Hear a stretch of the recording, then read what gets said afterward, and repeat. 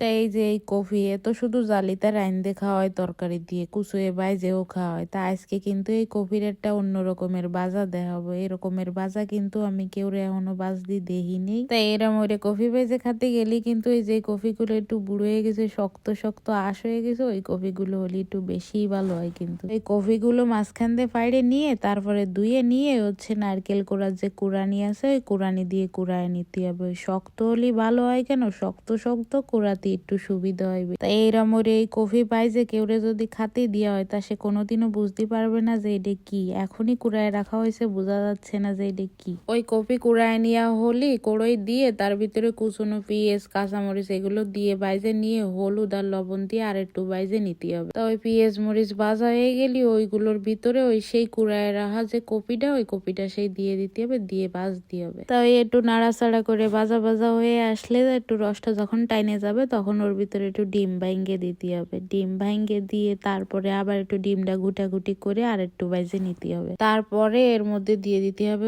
সামান্য মরিচের গুঁড়ি। মরিচের গুঁড়িটা দিতে হবে এই জন্য যাতে একটু রং আসে হালকা, সেই জন্য। তা ওই মরিচের গুঁড়িটা শেষে দিলাম এই জন্যই, প্রথমে দিলি মরিচের গুঁড়ো একটু পুড়া পুড়া ভাব হয়ে যায়, এই জন্যই মরিচের গুঁড়িটা শেষে দিলাম যাতে পুড়া পুড়া ভাবটা না আসে। তা এখন আর একটু ভাজা ভাজা করে শুকনো শুকনো হয়ে গেছে, নামায় নিলাম। তা এরা মরে একদিন কফি বাইজে দেহ খাতি মজা লাগবে না।